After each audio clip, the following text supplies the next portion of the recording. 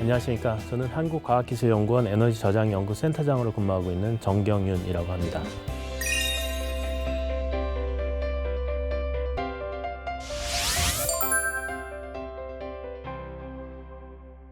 오늘 리뷰할 주제는 세계가 주목하는 2차 전지 관련된 내용입니다. 2차 전지는 한 10여 년 전만 해도 많은 분들께 그렇게 익숙한 단어는 아니었습니다. 2차 전지는 현대 산업 발달의 중심이라고도 할 수 있고요. 이제는 우리 생활 깊숙이 파고들어서 모든 곳에 사용이 되고 있습니다. 그런데 이러한 2차 전지가 사실은 개구리 다리에서부터 시작이 됐다는 그런 역사를 가지고 있습니다. 오늘은 2차 전지가 어떻게 발전해 왔는지, 또 2차 전지의 진보가 세상을 어떻게 바꾸고 있는지 살펴보겠습니다.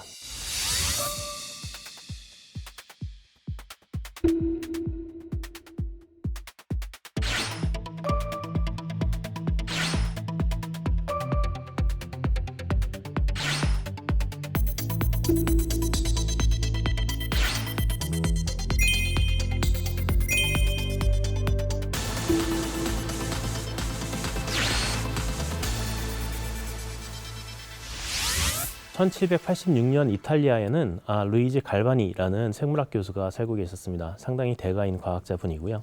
어느 날 그분의 아내께서 개구리 다리로 요리를 하고 있었는데, 개구리 다리에 금속이 닿았을 때 죽은 개구리 다리가 움직이는 것을 발견을 했습니다. 죽은 개구리 다리에도 뭔가가 있다라는 생각을 하면서 열심히 연구를 했더니 이것이 전기와 연관된 일이라는 것을 발견을 하셨고, 이것에 대해서 이제 생체 전기라는 그런 용어를 붙여서 이론을 발표를 했습니다. 그런데 그때 동시대에 살아가던 또 다른 대가 과학자 알렉산드로 볼타께서 개구리 다리는 생체 전기 때문에 움직이는 게 아니고 서로 다른 종류의 금속을 서로 적층을 하고 그 사이에 전해질을 끼워 넣게 되면 전기가 생성된다라는 것을 발견을 했습니다. 전기라는 것은 생체 전기라는 게 아니고 어떤 금속에 의해서 생성되는 것이다 라는 이론을 만들면서 여러 가지 실험을 진행을 했습니다. 그래서 구리와 아연을 적층을 하고 그 사이에 전해액을 적신 헝겊 같은 것을 집어넣어서 전기를 발생시키는 데 성공을 했습니다. 그러한 장치를 볼타 전지라고 명명을 하게 되었고요.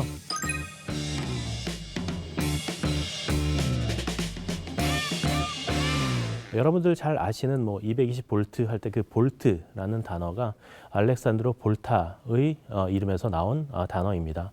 볼타는 나중에 프랑스의 황제 나폴레옹에게서 백작 지위까지 받으면서 배터리 연구의 선구자로 인정을 받게 되었고요. 이탈리아 코모는 알렉산드로 볼타의 고향인데요. 코모에 가면 볼타의 공을 기리기 위한 볼타 사원이 아직도 존재를 하고 있고요. 그리고 볼타 전지는 현세대 전지의 어떤 프로토타입이라고 할 수 있죠. 알렉산드로 볼타가 만든 볼타 전지는 전지의 아주 원형, 기초 이론으로서 작용을 하면서 그때부터 조금 더 상용적으로 의미가 있는 전지의 원형이 나오기 시작했습니다. 볼타 전지에 이어서 다니엘 셀도 나오고, 그 이후에 한참의 시간이 지나서 1859년경 프랑스의 물리학자인 가스통 플랑테는 납축전지를 발명을 했습니다. 이것은 충전할 수 있는 최초의 전지이고 이걸 2차 전지라고 명명을 합니다. 이때 개발된 납축전지는 벌써 한 170년이 흘렀죠. 그런데 현재까지도 사용되고 있습니다. 여러분들의 차량에 본네트 열면 있는 그 배터리, 그게 납축전지입니다. 납축전지 같은 경우에는 아주 큰 장점으로는 상당히 큰 신뢰성이 있다는 것과 가격이 싸다는 장점이 있습니다. 그래서 자동차용 배터리로서 계속 사용이 되고 있습니다. 하지만 단점은 에너지 밀도가 낮기 때문에 상당히 부피가 큽니다. 일단 부피가 크기 때문에 소형 휴대용 전자기기에는 들어가기가 어려웠고요. 그리고 수명이 조금 짧죠.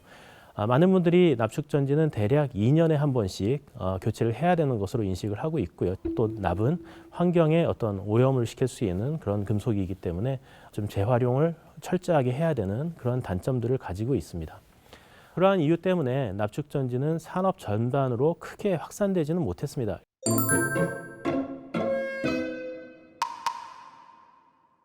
이렇게 등장한 배터리가 니켈 카드뮴 전지와 니켈 수소 전지입니다. 니켈 카드뮴 전지나 니켈 수소 전지는 부피가 작은 전자기기에 접목할 수 있게끔 우리가 일반적으로 알고 있는 건전지 크기 혹은 소형 각형 형태로 많이 나왔습니다. 그런데 니켈 카드뮴 전지는 여전히 카드뮴이 환경을 오염시키는 독성이 있습니다. 납축 전지 같은 경우에는 일반 소비자가 직접 손대는 일은 많지 않고 정비소에서 교체를 하기 때문에 재활용이 수월했는데, 니켈 카드뮴 전지는 소형 전자기기에 사용되기 때문에 일반 소비자들이 많이 다루게 됩니다. 이것은 우리가 배터리 버리는 데다 배터리를 버려야 되지만 꼭 그렇지는 않고 쓰레기통에 버리시는 분들도 있기 때문에 재활용에 좀 어려움이 있고, 그것들이 나중에 매립이 되면 카드뮴이 나오면서 토양을 오염시키기 때문에 이것들을 막기 위해서 카드뮴을 다른 원소로 대체하려고 많이 노력을 했고, 그래서 나온 것이 니켈 수소 전지입니다. 하지만 니켈 수소 전지도 장점만 있는 것은 아닙니다. 메모리 효과라는 것이 있는데요. 이 메모리 효과는 우리가 그것의 용량을 100% 사용하지 않고 짧은 깊이로 충방전을 계속할 경우에 용량이 확 줄어드는 그런 효과가 있었기 때문에, 예를 들면 가정에 있는 무선 전화기를 전화를 받았다 바로 충전하는데 내려놓고 하면 굉장히 짧은 시간 동안 사용하게 되는데, 이렇게 할 경우에 이 배터리가 마치 그 짧은 시간을 기억하는 것처럼 그거를 자기 용량으로 생각하는, 그러니까 원래 1시간 쓸 수 있는 게 5분으로 줄어들거나 하는 그런 효과가 있었습니다. 이거를 니켈 카드뮴 전지를 니켈 수소 전지로 개선을 하면서 메모리 효과가 조금 완화되기는 했지만 니켈 수소 전지도 메모리 효과가 완전히 없어지지는 않았습니다.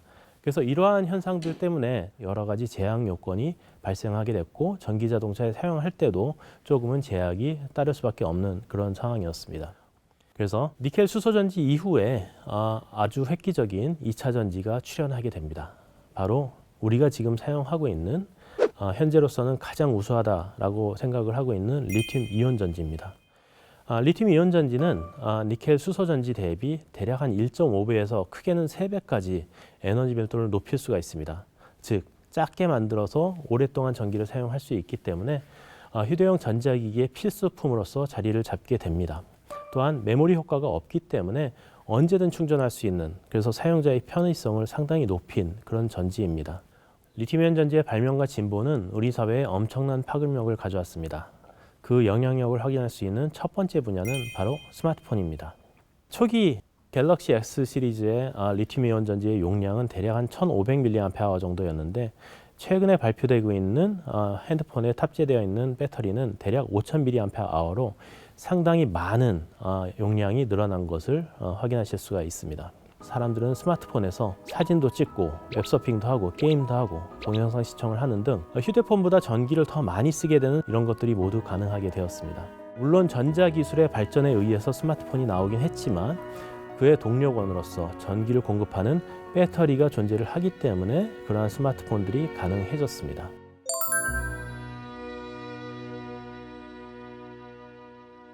리튬이온 전지는 전기차 분야에도 엄청난 파급력을 가져왔습니다.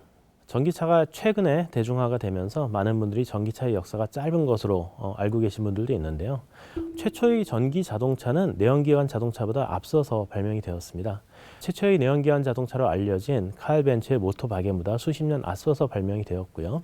1913년에 에디슨이 전기 자동차 상용화를 시도한 적도 있습니다. 상당히 오랜 기간 동안 수많은 실험을 해서 전기 자동차를 개발을 하긴 했는데요.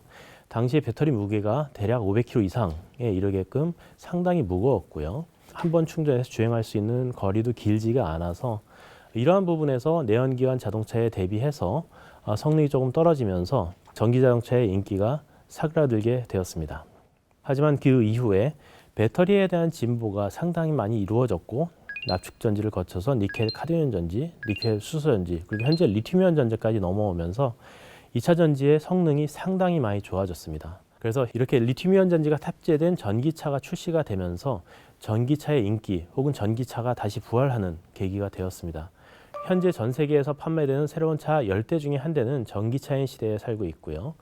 앞으로는 탄소 중립을 위해서라도, 환경을 위해서라도 전기 자동차의 보급이 점점 더 늘어나는 그러한 상황이 예측이 되고 있습니다. 하지만 아직도 가격을 더 낮추기 위한 노력은 많이 진행이 돼야 되는 그런 상황입니다. 초기에는 리튬이온 전지의 가격이 너무 비싸기 때문에 전기 자동차를 팔면 오히려 손해라는 말이 나오기도 합니다. 특히나 초기에 테슬라에서 개발된 전기 자동차 모델 S를 보시게 되면은 우리 돈으로 한 1억 2천을 넘는 상당히 비싼 가격이었습니다. 차 가격이 이렇게 비싼 이유에는 역시나 또 배터리 문제가 있었는데요. 배터리에 들어가는 원료도 비쌌고요. 그거를 만드는 어떤 기술들도 비쌌기 때문에 상당히 비싸게 가격이 책정이 되었습니다. 그래서 2017년 이전에는 전기 자동차가 이렇게 인기 있을 줄 예상하지 못했습니다. 하지만 지금은 상황이 완전히 달라졌습니다. 현재는 세계가 리튬이온 전지 개발에 열을 올리며 리튬이온 전지 가격이 많이 내려갔습니다. 최근 들어서는 일충전 주행거리가 대략 500km 내외에 달하는 많은 자동차들이 출시가 되고 있고요. 가격 측면에서 본다면 5천만 원 이하대의 모델도 나오고 있고 아주 저렴하게는 2천만 원대의 경형 전기차까지 나오고 있습니다.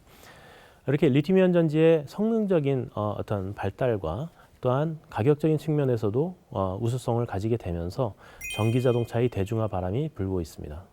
또한 배터리의 경량화로서 전기 자동차에 들어가는 것뿐만 아니라 항공이나 선박 등에도 리튬이온 전지를 사용하는 것에 많은 관심을 두고 있습니다. 탄소 배출의 주범으로 낙인 찍힌 자동차 업계가 전기를 이용해서 전기차를 만들어냈던 것처럼 항공업계도 친환경 항공기 개발에 열을 올리고 있습니다. 항공업계에서는 연료 효율성을 높인 신형 항공기를 도입하고 또한 화석연료가 아닌 지속가능한 대체연료로 대체하려는 노력도 있습니다. 하지만 그것들만으로는 탄소 배출량을 크게 낮추기가 부족하고 그래서 다양한 국가의 항공업계에는 전기 항공기를 도입하려는 노력을 하고 있습니다. 현 시점에서는 5인 이하의 승객을 태운 전기 항공기만이 상용화되어 있습니다. 앞으로 좀 더 큰 전기 항공기 만들기 위해서는 현재의 리튬이온 전지보다 더 높은 에너지 밀도를 갖고 무게는 더 가벼운 배터리가 개발이 되어야 하고요. 그렇게 한다면 전기 비행기에 더 많은 승객을 태우고 해외여행을 다니는 그런 시대가 다가오지 않을까 기대해 봅니다. 오늘 배터리의 역사를 통해 알 수 있듯이 배터리의 진보는 우리의 일상과 경제, 사회에 엄청난 파급력을 불러일으켰습니다. 반도체가 산업의 쌀로서 지금까지 세계 경제를 이끄는 핵심 산업이 된 것처럼 배터리 산업은 세계 경제를 주도하는 미래 먹거리가 될 것입니다. 오늘 이 시간이 상상하기 어려울 정도로 커가고 있는 2차전지 시장을 이해하는 데 도움이 됐길 바랍니다.